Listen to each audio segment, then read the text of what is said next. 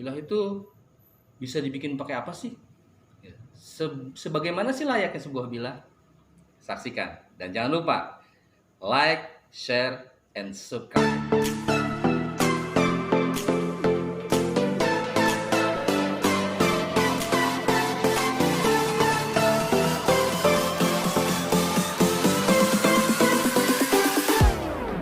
Assalamualaikum warahmatullahi wabarakatuh. Waalaikumsalam warahmatullahi Terima kasih wabarakatuh. silaturahminya, undangannya untuk kolaborasi. Iya, iya.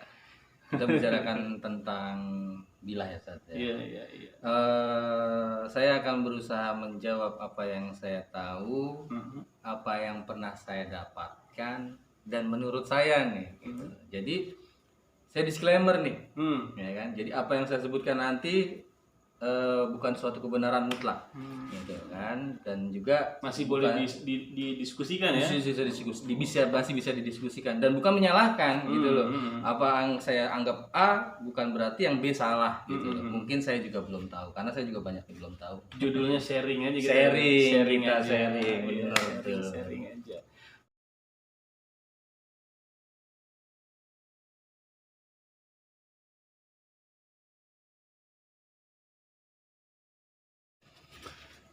Pada dasarnya bilah itu kan harus tajam, udah gitu aja sih gitu. Cuma untuk beberapa kriteria yang namanya bilah ini kan alat bantu gitu. Jadi meringankan, seharusnya syaratnya itu meringankan pekerjaan kita gitu. Kalau material apa yang baik, sebetulnya pisau itu bisa dibuat dari beberapa material. Salah satunya yang terbaik adalah baja. Kenapa harus baja? Pokoknya selama dia baja, baiklah buat pisau gitu. Kenapa itu dia harus baja? Karena baja itu mudah dibuat, dia bisa dikeraskan gitu. Ada juga pisau yang terbuat dari batu umpamanya, karena zaman dulu kan pisau itu dibuat dari batu gitu kan. Cuma batu itu dia keras, tapi dia sulit untuk dibentuk gitu. Jadi kurang baiklah untuk dibuat pisau. Sedangkan baja dia lunak. Pada dasarnya baja itu kan lunak dia sebelum di harden, sebelum melalui proses treatment dia itu lunak gitu. Nanti ketika sudah di treatment baru dia mengeras gitu kan. Nah kalau bajanya apa sebetulnya banyak, tapi minimal yang disebut dengan baja yang layak untuk dibuat pisau adalah memiliki kandungan karbon 0,3% gitu. Baja itu kan banyak kandungannya itu banyak yang ada di baja itu. Dia ada karbon, ada Fe, struktur pembuat utamanya adalah Fe, ferrum gitu. Nah, minimal dia harus memiliki karbon 0,3. Kalau ada khusus atau tidak untuk bilah sembelih sebetulnya tidak ada kriteria khusus. Tapi kalau mengacu pada standar kesehatan makanan, maka dianjurkan bilah yang digunakan untuk pengolahan makanan harus terbuat dari stainless gitu. Baja yang bebas dari karat gitu. Istilahnya itu food grade lah. Tapi food grade bukan hanya mengenai baja doang, tapi juga handle-nya juga harus food grade, sarungnya juga food grade. Jadi kalau yang terbaik untuk bilah yang dipergunakan untuk pengolahan makanan adalah bilah-bilah yang stainless atau yang tidak menyimpan kelembaban ataupun bakteri gitu. Nah, kalau umpamanya bentuknya seperti apa, sepengalaman saya masing-masing orang, masing-masing tempat itu memiliki kebiasaan masing-masing gitu. Mulai dari bentuk, ketebalan, panjang dan lain-lain. Termasuk handle untuk gripnya. Jadi kalau dikatakan ada gak sih kekhususan bentuknya? Kalau menurut saya sih nggak ada. Selama dia nyaman, selama dia enak, selama dia asik, ya nggak akan menjadi masalah. Cuma kalau mengenai material bahan dianjurkan untuk bukan hanya untuk sembelih, tapi untuk pengolahan makanan, entahkah itu untuk chef ataukah itu untuk sembelih ataukah untuk butchering, itu disarankan menggunakan stainless karena alasan kesehatan.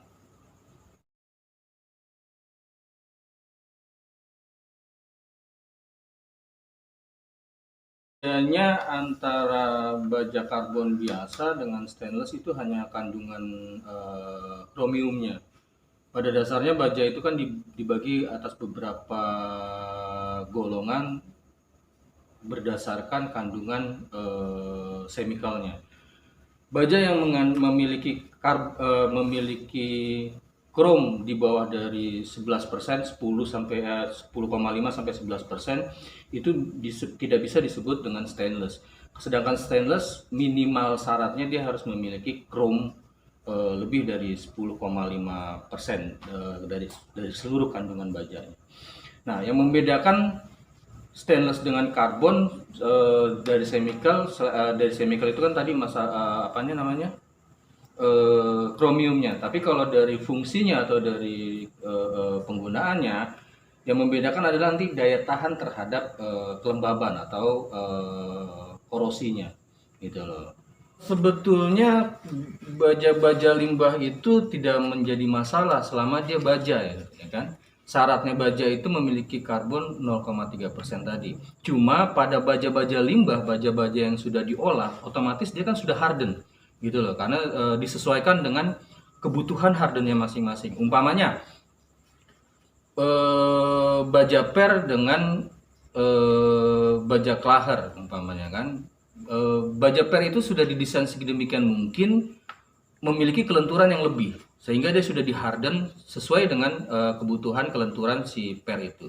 Sedangkan klaher atau yang biasa kita sebut HSS, high speed steel, baja-baja yang digunakan pada kecepatan tinggi, salah satunya adalah klaher. Ini sudah didesain sedemikian mungkin supaya dia tidak berubah ketika menghadapi kecepatan tinggi dan gesekan tinggi, sehingga yang menimbulkan panas. Nah, bukannya lemahnya, tapi saya bilang salah satu yang perlu diperhatikan dari baja-baja limbah ini, karena dia sudah terharden sesuai dengan peruntukannya masing-masing. Baja limbah ini sebelum diolah itu harus dinormalkan kembali atau kita sebut dianel.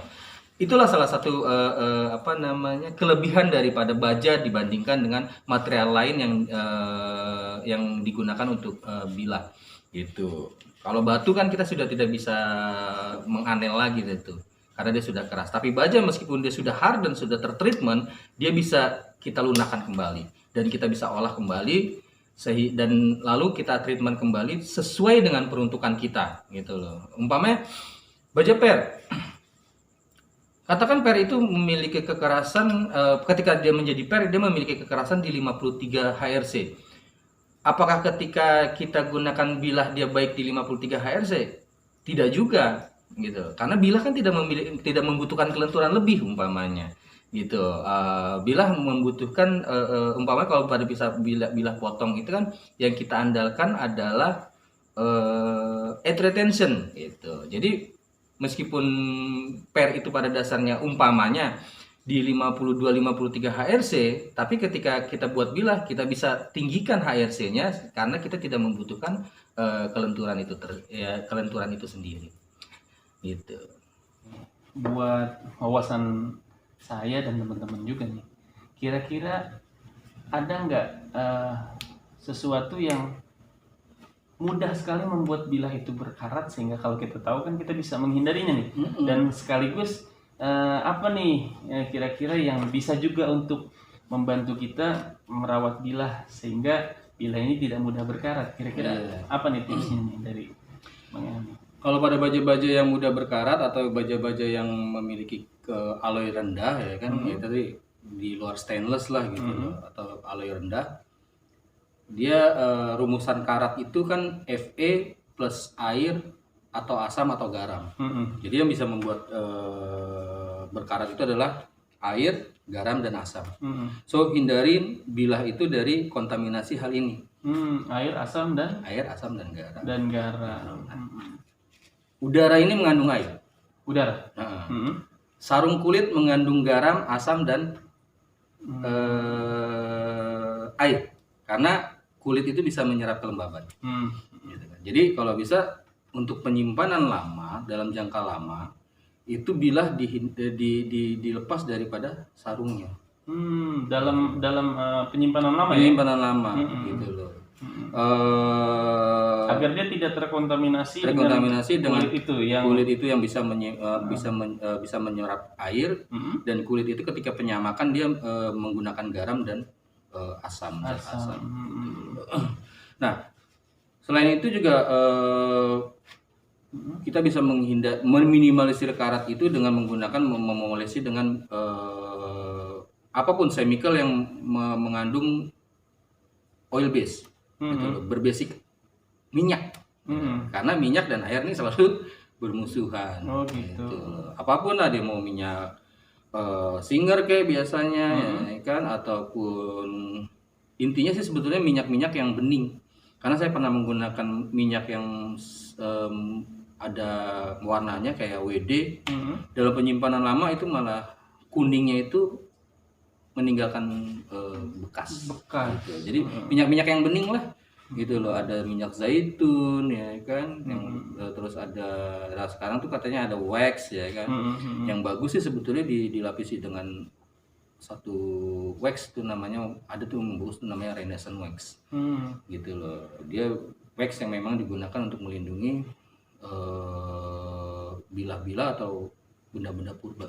Jadi dikeluarkan dari sarangnya atau dari, baik itu kulit ataupun kayu.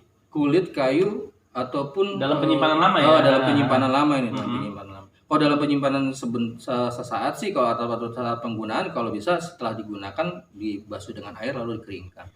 Artinya ketika dalam proses penyembelihan digunakan bilah ini, habis digunakan masih basah, jangan langsung masukin ke sarung kayu ataupun sarung kulit ya. Karena akan menyebabkan kelembapan itu kan. Kedek ataupun apapun lah gitu. Pokoknya. Kalau bisa sih langsung dibersihkan dulu, baru dikeringkan, baru dimasukkan.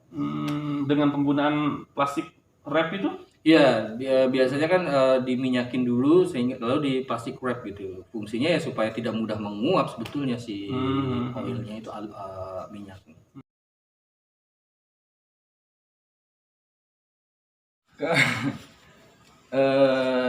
Mungkin itu hanya istilah yang sedang beredar. Kalau yang saya ketahui, lagi-lagi yang saya ketahui bahwa baja modern dan tidak modern itu tidak ada literaturnya gitu. Baja itu diklasifikasikan berdasarkan kandungan chemicalnya.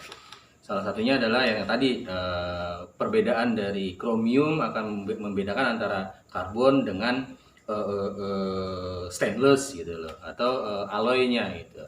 Ntar ada yang dia baja vanadium, ada yang baja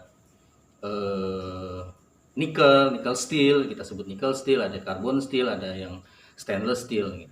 Ada juga ntar pengkategorian atau pengklasifikasian berdasarkan fungsi gitu loh. Ada yang HSS, ada yang tool steel, ada yang HSS, ada yang hot work steel, ada yang cold work steel, dan yang lain-lain gitu. Yang memang saat ini banyak beredar tentang baja modern, katakan itu Sleipner, Vanadis, ya kan, S30V dan yang lain-lain. Kalau saya bilang itu bukan pengklasifikasian berdasarkan literatur metalurgi yang ada. Setahu saya perbedaan atau pengklasifikasian baja itu hanya berdasarkan chemical ataupun fungsi. Ada juga bukan pengklasifikasian, tapi ada yang baja saat inilah kita sebutkan baja yang menggunakan teknologi yang sudah diproduksi secara massal gitu ya kan, dengan industri besar gitu loh. Jadi baja industri dan baja tradisional. Tapi baja tradisional itu, yang disebut baja tradisional, persepsinya adalah baja yang memang diproses dan diproduksi zaman dulu sebelum adanya teknologi canggih gitu loh. Salah satunya adalah Tamahagane. Terus Tamahagane ada di Jepang mewakili Asia. Lalu di Eropa itu ada namanya bulat steel gitu kan. Terus di Timur Tengah ada yang sering kita dengar dengan nama Damascus Steel gitu. Nah, ini tiga baja ini yang saya tahu saat ini yang memang diproduksi pada abad-abad zaman dulu deh. Tahunnya sih saya kurang tahu persis gitu loh. Ini baja yang memang dibuat oleh orang-orang zaman dulu sebelum mengenal teknologi listrik dan teknologi yang lainnya gitu loh, yang digunakan untuk industri, kebanyakan digunakan untuk industri perang. Tentang istilah baja modern dan baja non modern, berarti kira-kira tepat atau kurang tepat, atau mungkin Bang El punya istilah lainnya nih? Kalau yang saya terima dari asumsi teman-teman kalau mengatakan bahwa baja-baja yang kita kenal seperti Slave, Vanadis itu baja modern, lalu Per itu non modern, saya rasa agak kurang tepat. Lebih tepatnya pada baja-baja yang mengandung alloy steel gitu kan, atau kompleks steel, dan sedangkan Per dan sekawan-kawannya itu bisa disebut low carbon, biasanya low carbon atau simple steel. Jadi lebih tepatnya sih kalau saya beranggapan seperti itu gitu loh. Jadi antara simple steel dan kompleks steel Kompleks ya. steel atau alloy steel. Oh gitu, alloy steel. Jadi Mungkin lebih tepat lah. iya. Mungkin istilah yang baru di kalangan kita nih teman-teman gitu kan, antara simple steel dan kompleks steel. Mungkin secara gampangnya kalau simple itu ya simple lah gitu, enggak. Simple steel itu biasanya dia terdiri dari chemical yang tidak terlalu jelimet seperti atau minim kandungan chemical dari alloynya gitu loh. Jadi biasanya dia didominasi oleh Fe, karbon, minimum itu Fe dan karbon ya kan. Sedangkan kompleks steel itu atau alloy steel ini kandungannya lebih jelimet dia. Dia ada stainless, ada vanadium, ada silikon. Nah, jadi begitu deh. Oh, yang biasa kita suka lihat di aplikasi-aplikasi composite steel itu ya? Ya, composite steel itu. Jadi maksud saya sebetulnya sih itu kan bahasa bahasa kita hari-hari ya. Tapi maksud saya supaya ketika kita berbicara dengan teman-teman yang lulusan metalurgi, kita nggak kalah gitu loh. Kita jangan sebut baja modern. Nah, bingung deh tuh entar. Tapi kalau teman-teman yang S1 metalurgi ya kan, meskipun kita tidak bukan S1 metalurgi, ketika kita bilang kompleks steel atau kita bilang low carbon steel atau simple steel, mereka akan mudah menangkap persepsi itu. Jadi semuanya tetap modern karena dibuatnya modern. Nah iya, karena apa? Semuanya sudah dibuat dengan industri besar gitu. Per Klaser, lalu L6 atau yang biasa kita pakai Senso. Itu juga sudah di industri besar, sudah menggunakan teknologi dan sudah menggunakan tools pembuatan si baja itu dengan teknologi gitu. Sedangkan kalau yang tradisional ya yang saya tahu ya 3 hal itu tadi. Tamahagane, Bulat Steel, dan Damaskus yang sekarang disayangkan sudah hilang rumusannya. Seenggaknya kalau kita udah tanyain sama makernya langsung, jadi sedikit banyak kita dapat pengetahuan lah. Gitu. Tapi minimum itu yang saat ini saya tahu, mungkin ada banyak lagi yang belum saya tahu.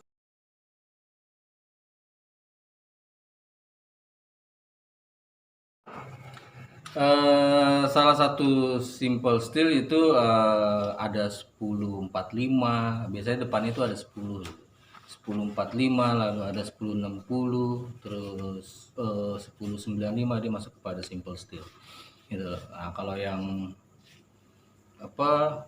contoh yang biasa kita pakai kurang lebih ya seperti Per gitu kan, lalu Klaser yang katanya dia 5160. Nah, ada juga tuh 5160. Itu ada kurang lebih baja-baja yang simple steel gitu. Nah, kalau yang kompleks steel, baja-baja biasanya yang ini sudah memiliki daya tahan terhadap ras atau terhadap karat yang lumayan tinggi gitu loh. Meskipun dia tidak tahan karat, tapi tidak anti karat, tapi dia lumayan tahan terhadap karat gitu. Karena dia dilindungi oleh alloy-alloy yang menahan yang lebih tahan terhadap kelembaban gitu. Salah satunya contohnya mungkin yang kita kenal ada D2 ya kan, terus ada lagi Sleipner, terus ada lagi S90V, S30V. Nah, ini baja yang mengandung alloy tinggi gitu loh.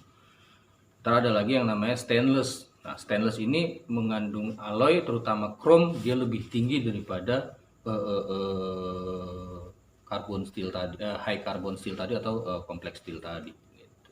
Perbedaannya di kromium.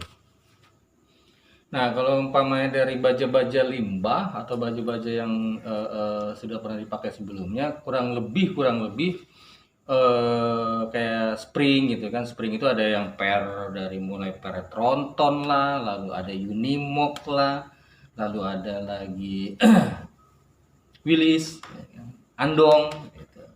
Terus juga ada lagi dari Klaher. Tapi ada juga baja-baja limbah terbuat dari alloy steel atau kompleks steel gitu loh. Saya tidak tahu persis sih sebetulnya, cuma saya pernah dengar-dengar katanya klep kapal itu dia menggunakan baja Sleipner. Itu katanya loh ya, gitu loh, katanya. Saya belum tahu persis untuk dia dan belum tidak mendalami sebenarnya. Itu pun kita harus tahu mereknya. Yang saya tahu sih Klaher, terutama SKF, karena saya pernah ketemu orang teknisinya itu, saya pernah tanya SKF itu bajanya apa sih? 5160. Dia pakai 5160 gitu. Nah, mengenai ekuivalen, ini sering banyak orang nyebutnya, wah baju D2, padahal mereknya itu K110 ataupun mereknya itu XW42. Nah, entah itu XW42, K110, SLD itu merek atau ekuivalennya tuh apa sih sebenarnya yang dimaksud ekuivalen ya? Jadi kalau ekuivalen itu kan sebetulnya persamaan. Jadi ada baja A gitu kan. Nah, kita mau merumuskan kurang lebih sama dengan baja A gitu. Nah, itu ekuivalen gitu loh. Di dunia baja itu ada standarisasinya. Kan biasanya kita mengacu pada standarisasi Amerika IC gitu, American Iron and Steel Institute gitu. Mereka ini biasa membuat rumusan tentang baja. Umpamanya mereka mengeluarkan D2 ya kan. Amerika mengeluarkan rumusan baja tentang D2 nih ya. Jepang mau membuat nih ya kan yang hampir serupa atau menyamakan D2 ya kan. Perusahaannya umpamanya Hitachi ya kan, SLD Hitachi. Dia membuat rumusan yang sama dengan D2 tapi diproduksi oleh SLD Hitachi gitu. Nah, SLD Hitachi ini disebut ekuivalen daripada D2 gitu. Sama seperti K110. Nah, K110 umpamanya Eropa, K110 itu kan Eropa. Eropa pengen juga bikin baja yang serupa dengan D2 umpamanya. Nah, Bohler ini menciptakan K110 ya kan. Nah, jadi bisa disebut ekuivalen. Ekuivalennya D2. Jadi ketika orang K110 itu kandungannya apa sih? Ekuivalen D2. Oh, ketika standarisasi D2 kita tahu, oh iya berarti karbonnya sekian, kromnya sekian, oh kurang lebih sama lah dengan D2. Berarti kalau menyebut bahan material bajanya itu K110 itu D2 salah ya? Artinya ini bahannya K110 tapi kita nyebutnya ini bahan D2. Maksudnya kita nyebutnya ini bahan K110 ekuivalen D2, bukan? Kalau saya sih kurang sepakat. Kalau saya ya kurang sepakat. Kenapa? Karena ini adalah brand, kita menyebutkan brand. Brandnya ini adalah K110. Brand ini Bohler ya kan, Bohler K110. Persamaannya apa? D2 gitu. Kalau kita sebutkan apakah ini D2, meskipun rumusannya seperti D2, tapi ingat tidak mutlak D2. Gitu loh. Karena kalau dia mutlak D2 biasa setahu saya sih ntar dia akan kena pelanggaran hak cipta gitu. Nah, ekuivalen ini punya range dia. Biasanya D2 itu punya range umpamanya karbon dari sekian sampai sekian. Nah, yang memasuki karbon sekian sampai sekian lalu kromium sekian sampai sekian memasuki kromium sekian sampai sekian juga itu bisa dikatakan ekuivalennya. Jadi masih serupa lah gitu, tapi tidak persis biasanya. Jadi mirip-mirip lah. Mirip-mirip, gitu kan? Tapi tetap secara quality biasanya berbeda. Gitu loh. Saya pernah nyoba SLD Hitachi, saya pernah coba, lalu ada K110 saya pernah coba. XW42, SKD11 yang ekuivalennya semua ekuivalen D2 semua ini saya pengen membuktikan ya, bukan membuktikan, penasaran lah gitu loh. Kenapa sih ini kok sama-sama D2 tapi harganya berbeda umpamanya kan gitu. Lalu produksinya berbeda, apakah mereka berbeda? Ternyata memang berbeda. Makanya semenjak itulah saya tidak berani menyebutkan bahwa K110 D2 gitu loh. SLD tadi D2, saya akan lebih bijak Bajanya ada SLD Hitachi ekuivalen daripada D2. Oh. Lebih bijak gitu. Salah sih nggak juga. Nggak bakal ditangkap, tenang aja. Iya. Nah, satu lagi pertanyaannya nih Bang El tentang istilah high carbon steel. Banyak juga nih dari teman-teman yang bikin golok, pisau. Nah, dia nyebutnya nih kadang-kadang nyebutnya baja HSS, baja high carbon steel. Nah, sekarang saya mau nanya nih, high carbon steel itu sebenarnya baja apa tuh? Ini pengklasifikasian berdasarkan semikal yang saya bilang tadi. Baja itu kan kandungan karbonnya ada kisarannya gitu kan. Ada yang low carbon, ada yang medium carbon, ada yang high carbon. Yang saya tahu sebetulnya low carbon itu 3% ke bawah. Itu kita bisa sebutkan bahwa itu adalah baja dengan karbon rendah. Gitu loh. Ada yang medium. Dia di antara 0,3% sampai daripada 0,6.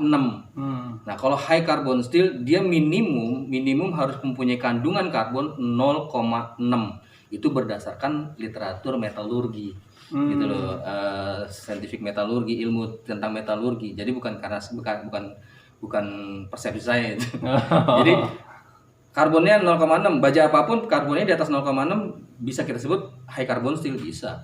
Gitu. Tapi kalau bajanya cuma 0,4 tidak bisa. Gitu. Atau apalagi bajanya 0,3, wah kita bisa menyebutnya low carbon steel. Gitu. 4,5 medium carbon steel. Gitu. Tapi kalau sudah 1% nih, wah itu high carbon steel. Gitu. Apapun bajanya. Sekarang tentang bilah yang kita bakal ngomongin tentang khusus sembelih nih ya. Oh iya. Karena saya sendiri selalu mempromosikan bilah sembelih khusus untuk sembelih. Nah, jaga. Banyak deh istilahnya kan, banyak juga istilahnya banyak. Nah, kalau tentang istilahnya bilah-bilah sembelih, ini sebenarnya ada kriteria khusus dalam bentuknya atau gimana nih kalau yang terbaiknya gitu istilahnya? Ya, kalau saya sih lebih suka dan makanya dari awal tadi kan saya sudah katakan bahwa tidak ada kriteria-kriteria khusus sebetulnya. Ini tergantung kebiasaan dan kesenangan masing-masing. Tapi kalau saya ambil garis benang merahnya biasanya bilah-bilah sembelih itu membutuhkan geometri yang flat dia, gitu loh, flat, tipis, ringan. Kenapa harus ringan? Karena dia untuk mempermudah pergerakan lah, tidak capek dan segala macam. Dia membutuhkan bevel yang flat gitu loh. Sebetulnya bevel itu kan ada yang flat, ada yang convex. Ini kita bicara bevelnya doang, baru belum bicara edge-nya. Bevel itu ada yang flat, ada yang convex, ada yang hollow gitu. Sebetulnya sih semakin tipis atau semakin ramping si bevelnya, itu semakin baik penetrasinya ketika masuk ke atau menyobek dari si leher, gitu, leher si sapi. Gitu. Kalau saya sih lebih menyarankan untuk bevel yang flat gitu loh, karena kalau convex satu kelemahannya bevel yang convex, bevel ya saya sebutkan bevel yang convex, kelemahannya satu dia akan volumenya akan lebih besar daripada yang flat ataupun yang hollow, sehingga bobotnya akan lebih berat gitu loh. Terus kedua akan besar hambatannya gitu. Karena hollow itu kan dia agak gendut gitu kan. Gendut gitu ya. Kalau flat itu datar dia. Oh, datar. Bevelnya kita sebut bevelnya itu V dia. Oh, V dia. Sehingga dia tidak ada hambatan ketika masuk ke dalam. Oh gitu. Nah, itu yang kira-kira terbaik seperti kalau untuk membuktikan bilah itu flat atau tidak flat atau cukup flatnya, kira-kira gimana ngebuktiinnya? Bentar saya ambil. Wah, wajib harus diambil contohnya biar kita tahu yang mana bilah yang disebut flat itu seperti apa, kadar flat itu seperti apa, bilah yang cukup flat itu seperti apa, yang tidak flat berarti itu bukan flat ya, convex berarti ya. Oke. Jadi kalau nggak flat ada kemungkinan hollow juga sih. Oh gitu. Cuma kalau hollow biasa, kalau saya untuk membuktikan bahwa itu atau melihat bahwa itu convex atau tidak atau flat atau tidak biasanya dengan bidang datar. gitu loh. Apapun lah, saya Ini ambil korek nih? contoh korek lah, gitu ya, kan yang biasa kita bawa sehari. Yang gampang aja, yang gampang nyarinya. Kita tempelkan pada bevel. Ketika tidak ada jeda sama sekali pada bevel, Mm-mm. nah ini berarti sudah flat dia. Hmm. Oh jadi Flat. nggak kelihatan ada yang tidak ada jedanya, jedanya gitu, gitu. kan, gitu. Sampai pada si edge-nya, sampai pada matanya, Mm-mm. gitu loh. Nah ini sudah kita sebut flat, gitu, karena tidak ada jeda. Rata berarti ya? Rata, flat itu Enggak, kan rata. Iya, artinya tidak bergelombang ya. Tidak bergelombang ataupun tidak ada jeda cekungan. Kalau cekung kita sebut hollow dia, gitu. Itu aja kita samain aja dari atas sampai dari pangkal sampai ujung, gitu. Ketika dia tidak semuanya menyentuh si sudut bevel, berarti dia sudah flat, gitu. Ada pengaruh nggak sih tentang apa ini namanya bagian atasnya ini? Kalau kita nyebutnya punggung ya, punggungnya. Kalau nggak mungkin Bang El bisa sebutin nih Anatomi. sedikit saja anatomi tentang Anatomi. pisau atau bilah nih. Kalau ini kan anatomi bilah pada full tang ya. Full tang itu kita bisa sebut, katakan ini full tang ketika terintegrasi antara bilah dengan handle, gitu loh. Langsung ya? Langsung dia. Langsung. Gitu loh, tidak tersembunyi. Sebentar saya ambilkan yang Yang ini full tang. Dari ujung sampai ujung lagi. Full. Iya, sampai tang. Nah, kalau ini kan hidden tang. Hidden tang itu tangnya atau paksinya, kita sebut paksinya tersembunyi. Gitu loh. Jadi tidak sistemnya tancap. Nggak kelihatan seperti ini ya? Enggak kelihatan seperti bawahnya juga. Gitu. Karena ntar dia ada lagi yang half tang, dia separoh. Gitu loh. Ada yang separoh half tang, ada yang red tail. Kalau red tail paksinya tuh sampai belakang. Itu kita sebut red tail. Gitu. Nah, kalau geometri ya kita sebut ya bahwa ini adalah handle. Ini handle. Handle itu bagian dari awal handle, atau kalau ini kan hidden tang, ini ada guardnya. Ini kita sebut guard. Guard. Stopper atau istilah lainnya? Guard. Oh, guard. Iya, Guard. Bisa kita sebut sering stopper lah untuk menyetop. Iya, supaya aman ya. Ini handle. Gitu. Handle. Nah, handle itu ntar terbagi beberapa bagian dia. Kalau hidden tang, dia ini namanya bottom, ini guard. Ya kan, kalau pada full tang ini kita sebut scale. Yang hitam ini scale. Scale itu handle yang buat nutup, buat digenggam, ini scale. Gitu loh. Ini pin, biasa pin. Ini hollow pin. Pin yang bolong. Gitu. Lalu apalagi ini. Nah, kalau ada seperti ini nih, yang kita tidak sebut, tajam ya, yang tidak Ricasso. tajamnya. Kita sebut Ricasso. Ricasso. Ricasso. Ini kita sebut Ricasso. Ricasso. Punggung bilah kita sebut spine. Spine. Spine. Ujungnya yang ujungnya ini itu kita sebut tip. Tip. Gitu. Nah, bagian yang miring, ya kan, bagian yang miring yang menyudut. Kalau dari atas sampai bawah sebelum edge, itu kita sebut bevel. Bevel. Oh, itu bevel ya. Dari spine ini ya, Dari atas kemiringan dari atas sampai bawah sebelum matanya mata tajam, tajam. kita sebut bevel. Bevel. Gitu. Nah, yang mata tajamnya ini kita sebut edge atau bagian tajamnya. Di yang ininya nih. Yang sering kita asah ya? Ya, yang kita asah itu namanya edge itu. Edge-nya. Gitu. Oh, itu bagian-bagiannya ya. Jadi ini bisa disebut V atau flat bevel, micro edge. Edge-nya mikro. Nah, ntar edge ini ada beberapa kategori lagi juga. Ada edge yang zero grind. Kalau zero grind dari atas sampai bawah tuh langsung tajam. Ngasahnya berarti memang benar-benar Sebadan nempel. Wow, benar-benar nempel tuh yang namanya zero grind.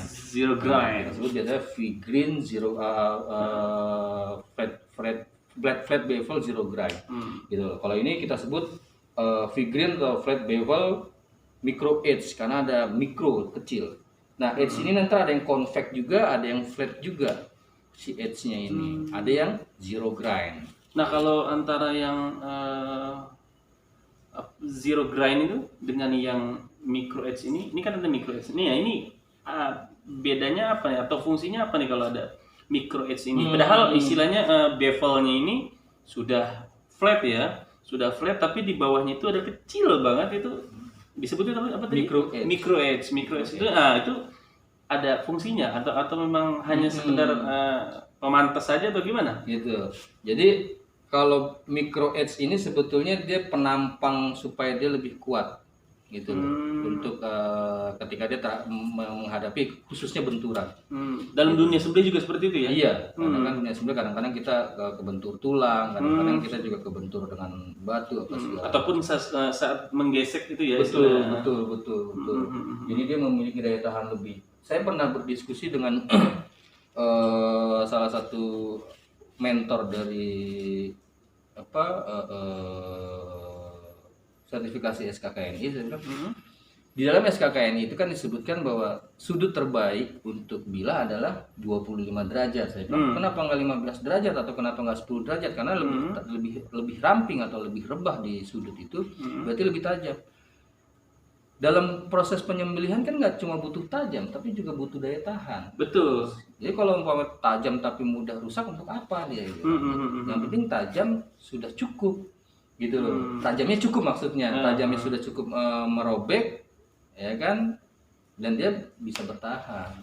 Di saat bevelnya itu sudah flat, lalu ada penguatan lagi di micro edge-nya itu, jadi mungkin lebih kuat lagi kan gitu ya. Berarti kalau yang zero grind kira-kira akan ada bahaya juga atau gimana, atau ada? Yang jelas kalau zero grind itu biasanya dia mudah rusak, terutama ketika dia menghadapi gesekan atau benturan kepada benda yang keras juga, gitu loh. Nah makanya bila bukannya tidak baik gitu loh. Tapi ya sebetulnya yang seperti awal saya bilang bahwa pisau ini adalah alat bantu, mempermudah, bukannya mempersulit gitu.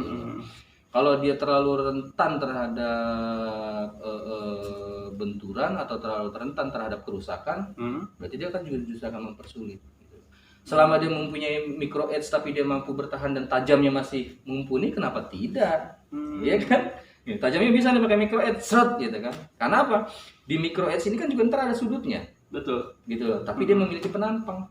Gitu. Penjagaannya lebih kuat, penjagaannya lebih kuat dan tidak mengurangi juga ketajaman daripada si bilah untuk merobek leher. Lagi pula disebutnya mikro ya. Mikro kecil banget. Adanya di bawah banget, kecil banget. Sebetulnya kan kalau kita berbicara tentang ketajaman atau sudutnya itu kan ada di sini. Betul. Gitu loh. Umpamanya 10 derajat, umpamanya kita sebutkan 25 derajat lah gitu. Di sini tetap 25 derajat dengan V-grind atau zero grind tapi 25 derajat sama saja. Betul. Karena sama-sama sudut ini 25 derajat. Iya. Sehingga menghasilkan ketajaman yang sama. Gitu loh. Cuman yang satu lebih kuat, yang satu agak rentan. Iya. Gitu. Karena ini sama-sama 25 derajat. Nah, untuk spine atau punggung bilah yang tebal itu ada masalah nggak sih sebenarnya kalau kalau sembelih itu pokoknya harus 3 mili gitu kan, atau harus 2 mili, atau malah ada yang maunya 5 mili atau 6 mili. Sebenarnya ada masalah nggak sih gitu istilahnya dengan punggung bilah atau yang namanya spine itu dengan ketebalan spine? Kalau pada beberapa ketebalan yang sangat tebal pasti akan bermasalah, ya. Karena ketebalan ini akan mempengaruhi sudut sini. Sudut si bevelnya. Betul. Jadi semakin tebal si spine, maka akan semakin tebal sudutnya. Betul. Sehingga penetrasi hambatan akan semakin besar, penetrasi berkurang. Gitu loh. Tapi kalau standarnya biasanya 4 mili cukup, 5 mili cukup, asalkan kalau saya bilang yang penting si bevelnya ini flat. Gitu loh. Kenapa? Karena flat atau tidak akan mempengaruhi penetrasi dan volume, sehingga mempengaruhi pada bobot. Makanya ada yang bilang, kok pisaunya bisa ringan sih, baja ini ringan ya? Saya bilang tidak, karena baja itu memiliki massa jenis yang sama, gitu. Even ada beberapa baja yang memiliki massa jenis yang berbeda, yang lebih ringan, gitu. Yang membuat dia berbeda sehingga lebih ringan adalah oksigen, dia ada oksigen dan segala macamnya, ada O2 atau saya nggak begitu menguasai sih. Tapi ada beberapa massa jenis baja yang lebih ringan daripada massa jenis baja yang biasa. Tapi itu tidak banyak kok, gitu loh. Dan dia biasanya harganya lebih mahal. Nah, sering orang bilang, kok dia lebih ringan sih, padahal dia tebal. Saya bilang tebal itu hanya perkara volume, gitu loh. Ini antara sudutnya dia gendut Gendut, dengan sudut dia ramping. ramping. Oh, Jadi iya. ini kan ada volume tambahan. betul, Gitu betul, loh. betul. Ada betul. volume tambahan. Nah, Mhm. ini yang kita papras sehingga dia jatuhnya lebih ringan. Bukan bajanya yang ringan. Bukan. Berarti tentang strukturnya dengan geometrinya ya. Iya. Konstruksi dan geometrinya ya. Konstruksi dan geometri dia lebih semakin dia flat dan semakin dia tipis spine-nya, maka volumenya akan semakin berkurang. Makanya bisa lebih ringan. Lebih ringan. Alhamdulillah, pertanyaan demi pertanyaan udah dijawab sama sang makernya, sang pembuatnya. Tentunya masih bisa didiskusikan karena judulnya sharing. Itu kan mudah-mudahan apa yang kita sampaikan ini yang disampaikan sama Bang El bermanfaat. Kalau Terima yang banyak-banyak baik. kurangnya, kami minta maaf sebelumnya. Yang baiknya ambil, yang buruknya Yang buruknya atau yang tidak setuju hiraukan saja. iya sebagai edukasi Yang setuju, saja. ayo. Kalau enggak ya minimal menjadi diskusi, kita bisa diskusikan lagi lah. Iya. Gitu loh. Supaya menambah Khazanah.